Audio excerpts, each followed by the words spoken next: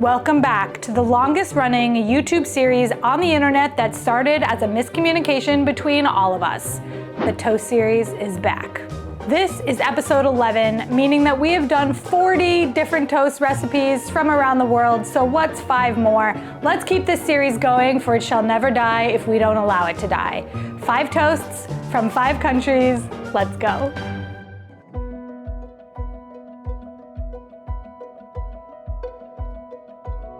Hi Beryl. Hello world.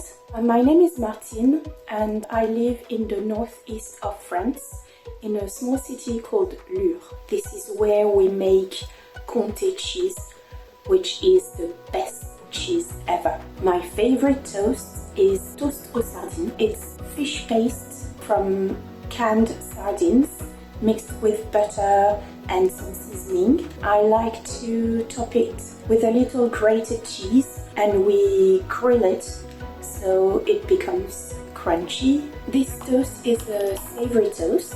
It has a velvety, silky texture and the cheese make it crunchy on top.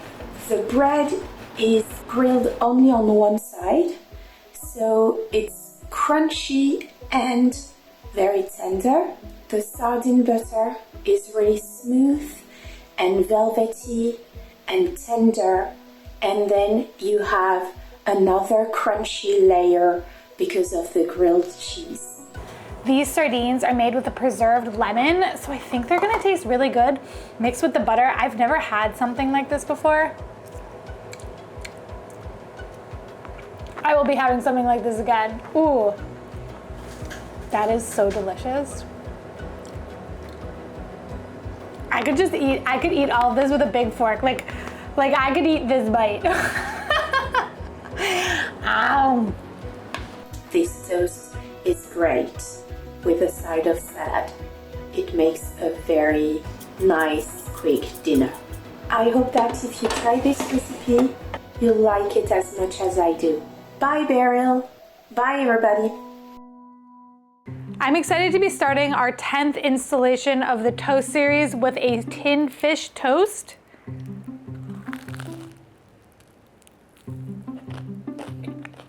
Wow. This is so delicious. It tastes like a toast from heaven. If heaven came down and had wings and was this toast, I wouldn't be surprised.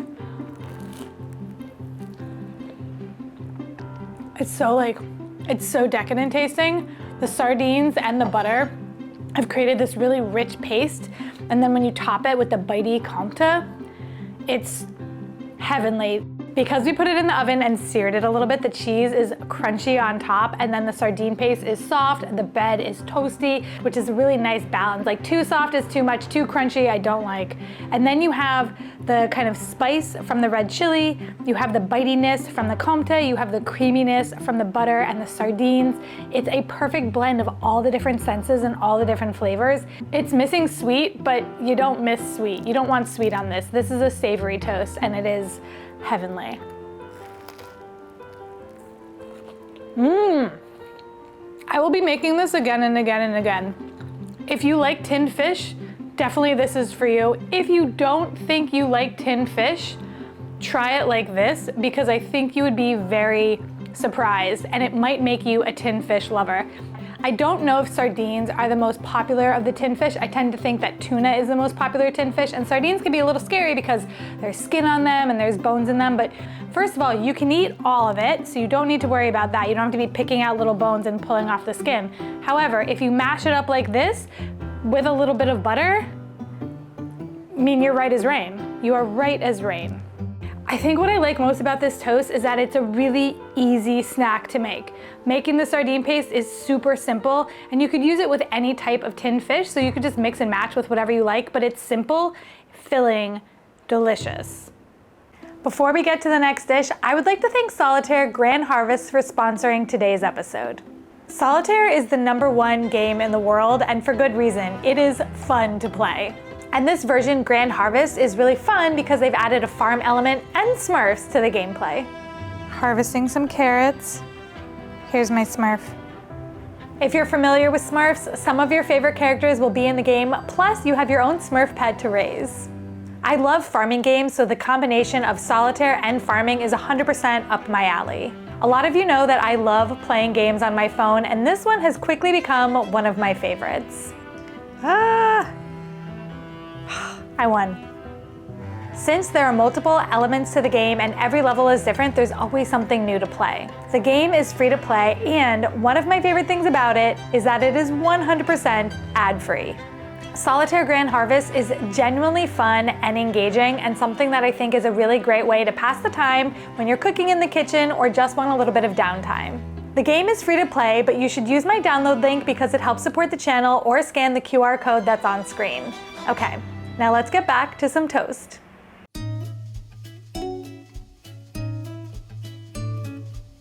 Hi Beryl, my name is Ilse. I live in Alphen aan de Rijn, which is south of Amsterdam and about 10 miles north of Gouda. I'll point that way because that's the direction that Gouda is in. And that means that when I cycle to work every day, because being Dutch I cycle to work, I get to say hi to the cows that create this beautiful cheese that is part of this sandwich, toast, pastry, whatever you want to call it. The dish that I'm presenting today is called Gebakje, which is Dutch for pastry, because to me it looks like a petit four. To create this sandwich, you first take your piece of bread and you put a little thin layer of butter or margarine on the bread. Then you put on a few slices of cheese, preferably good cheese, because cheese like wine has terroir. Then some thin slices of tomatoes, a few drips of the Maggi seasoning sauce, some thin cucumber slices, I use an English cucumber, and then a small dollop of mayonnaise or frietsaus on the slices of cucumber. And the dollop is what kind of makes it look pretty, a little bit like a petit four. It's like the dollop of whipped cream on a pastry. And then you slice the sandwich into manageable pieces, small pieces, so you can have them in one bite. I wonder if I should put 2 slices. Yeah, that looks better. That looks better. Okay. I was chintzy on the cheese, so I have to cut some more so that the little sandwich pastries are full of cheese. Oops. To me, this open-faced sandwich or toast very much is a combination of beautiful flavors. They're all quite mild, they're all quite subtle, but the cheese, of course, is a little bit salty. The Maggi seasoning sauce is a lot saltier. It's quite soft as well in texture. The cheese is soft, the butter is soft. The tomatoes and the cucumbers have that nice watery, vegetable-y crunch. The crust of the bread is beautifully crusty, so you get a variety of textures. And I feel that people should try it because it's very simple. And yes, the flavors are fairly mild, but it's still very tasty and it's very comforting. If you've got the right cheese and the right bread, it's a proper taste of the Netherlands. I do feel like they look like little petit fours, so I think that I did them visual justice.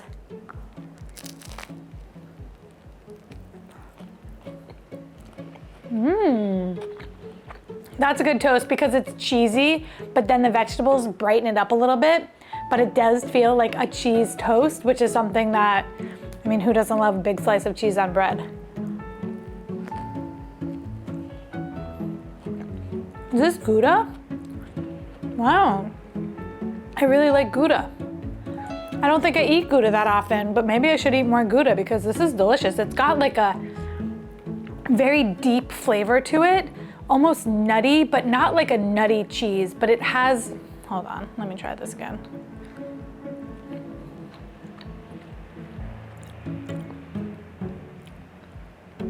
Gouda has this deeper flavor. It's slightly nutty on like a very light nutty scale, but it's not strong. So it's not like a blue cheese and it's not weak like a provolone. No offense, provolone. Provolone just doesn't taste like that much. This definitely has a strong flavor to it, which I really like. I like the mayonnaise. Ilse said that you needed to use squeeze bottle mayonnaise, and I think like I get it because you want it to be little droplets. The Kewpie bottle was perfect for that. It's like you're frosting a cake. Yeah. I do know that now in America, Hellmann's makes squeeze bottle mayo, so like there's that. It's just not as fun. Kewpie is the most fun mayonnaise out there. If there was like a party and Kewpie was invited, everyone would want to hang out with them. The nice thing about this toast is that everything is really easy to get, and because you're cutting it into little squares like this, if you were having people over for a party, this would be a really fun appetizer to put out for people. Everyone would like it, unless they don't like cheese, which, like, my neighbor doesn't like cheese. It's crazy to me. But anyway, most people would like it, and it's really simple to make, and it looks really cute, you know? These are cute. I think this is a great toast. I would. I would say this is a Gouda toast.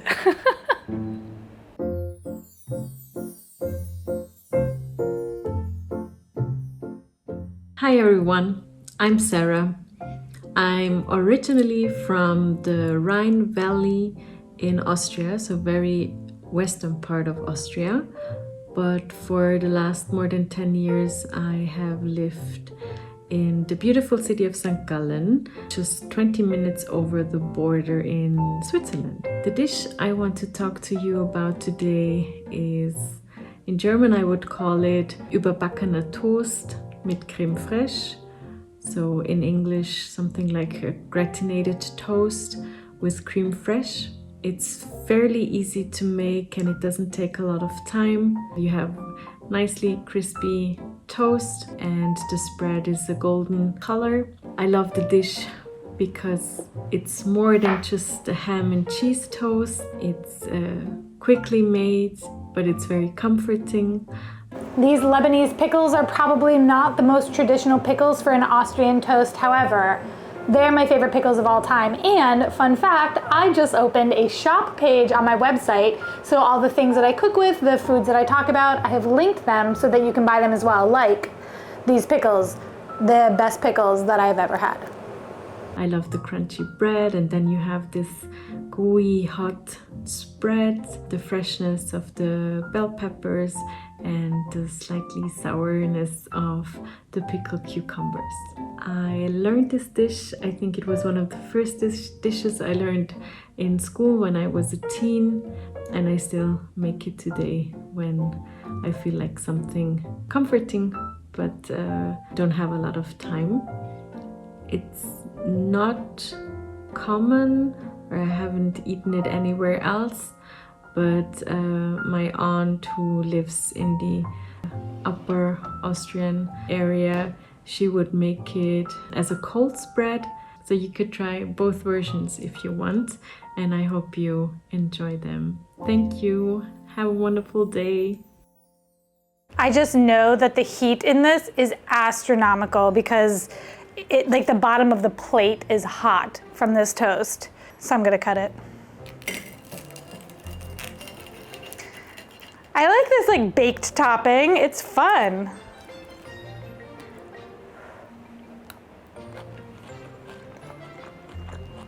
Mmm. That's delicious. That tastes like a full meal right there.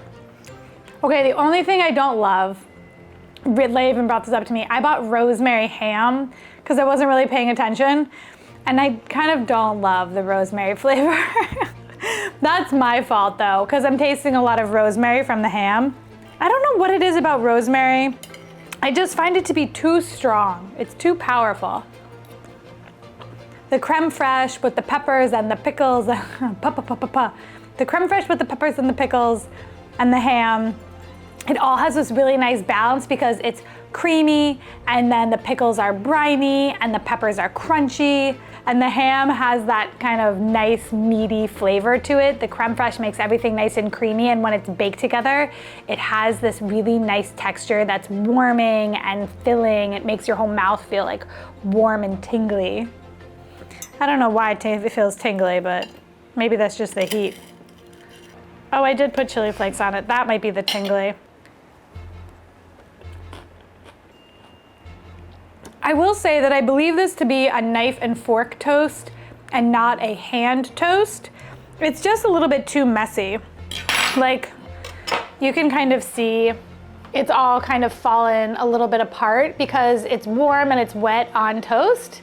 So it's messy. I mean, I'll try a handheld one. I don't think this is gonna have the structural integrity to really be handheld though. No, it's already fallen off.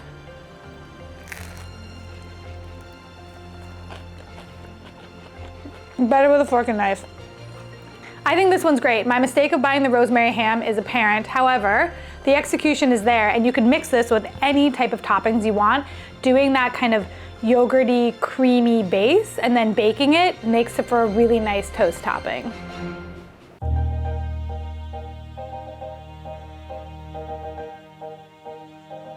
Hi, Beryl. My name is Mark, and I'm from the Finger Lakes region of upstate New York, United States of America. The toast that I like to have, especially for breakfast, is sourdough, ricotta, honey, and prosciutto. This toast is creamy, it's crunchy, it's sweet, it's savory, it's everything I want for breakfast, and if I could afford it, I'd have it for breakfast probably more than once a week. I love this toast because it reminds me of holidays at my grandparents' house. My grandfather ran an Italian-American restaurant for many years. Unfortunately, it closed before I was born, but he always fed us well when we were at their house.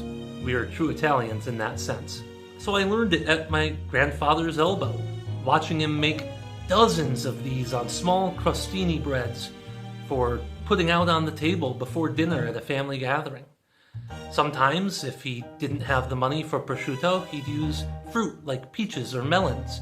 Sometimes, if he wanted it a little bit sweeter, he'd use mascarpone cheese instead of ricotta. I think everyone should try this toast, but more importantly, I think everyone should try new things when it comes to food. And in fact, your channel has helped me find a lot of foods that I never would have tried otherwise. Thanks, Beryl. I hope you enjoy it, and I hope everyone has a chance to experience some new food. Quickly before we start, Mark said that he's from the Finger Lakes region, and the Finger Lakes in northern New York is one of the most beautiful places in the entire state. The hiking there is amazing. They have wine up there. I mean, it's 10 out of 10. So let's see how this toast is. Uh-oh. Okay. Classic problem. Ricotta and honey is a match made in heaven, I think. Ricotta cheese is not sweet necessarily by itself, but for some reason I feel like it wants to be sweet. So when you pair it with honey, it gets to be what it's always wanted to be. And prosciutto, because it's salty, adds that really nice contrast of sweet and salty. It's crunchy, it's smooth, it's messy. This would be a great appetizer at a party if you bought a long baguette, slice it into little pieces, little ricotta, little honey, little prosciutto on top. Yum. I like what Mark said about trying new foods and his just enjoyment in trying new foods. I think that the toast series with all of its episodes is still happening because it's very approachable. You can try something new really easily with just a slice of bread and a couple of toppings and explore another culture that way. Sometimes cooking a whole dish can be very intimidating. Trust me, I know. I'm doing it in my kitchen every single week. However, when it comes to the toast episodes, I get excited because not only are they easy days, but they're days that I get to kind of try ingredients and combinations that might be surprising to me otherwise. I have a feeling that even though ricotta and prosciutto are really common for me, they're not going to be common for everybody who's watching this. And so toast is just a great equalizer. It's just a great way to look at the world and try something new and try something easy. And it's toast. Like, what's not to like about just munching down on a piece of bread with some toppings on it?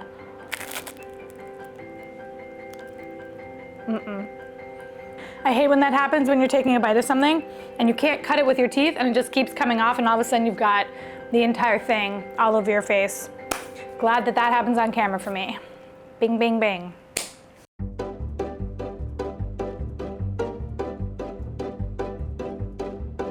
Hi, my name is Kathrin and I am from Germany, North Rhine-Westphalia, born and raised. I'd like to share with you today Thunfisch auf toast or just tuna on toast. It's as simple as it sounds. Grab a slice of toast, top it with some canned tuna, some sweet corn, freshly cut red onion rings, and if you like, some sauce, tartare or remoulade. You can mix everything beforehand to get a spreadable salad, or put the sauce first and top it with the rest.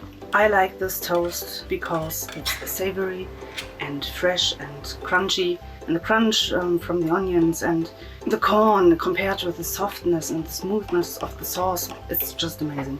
I bought this tartare sauce 2 years ago for another toast episode when I made Chancellor's toast, which was To be fair, a very unhinged toast. I think this is real. There's a lot of things about this toast that make sense, but when you put them all together, they don't make that much sense. Which was, funnily enough, also Germany, so maybe the tartare sauce is having a redemption arc of being in a more traditional toast recipe now. Oh, Chancellor's toast. That might be the end of it.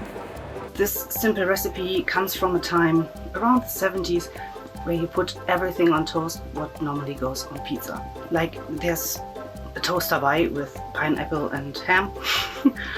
I really do like sweet corn, so it has to go with it, and because the ingredients are all pretty dry, the sauce is very helpful. I think you should try it when you like tuna or onions. Put as much onions on it as you like. When you're bored of a normal tuna salad sandwich, try this. Enjoy, good appetit. I've never had corn in my tuna. I have had it on pizza. It feels like a very non-American thing. Corn in surprising places, let's just say that. I have had toast Hawaii, and I think it's funny that Kathrin said that these are supposedly pizza toppings that are now on toasts. Where you put everything on toast what normally goes on pizza. Germany, do we need to talk about what goes on pizza? Although Sweden, I'm looking at you too, because bananas do not belong on pizza.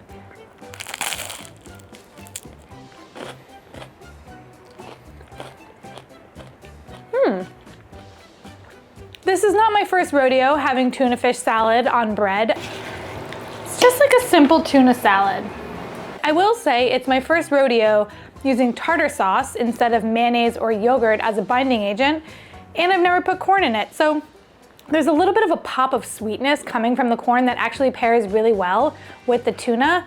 The onion is bitey. The tartar sauce is also like a little bit sweet, but with the pickles that are in it, it's a little bit briny.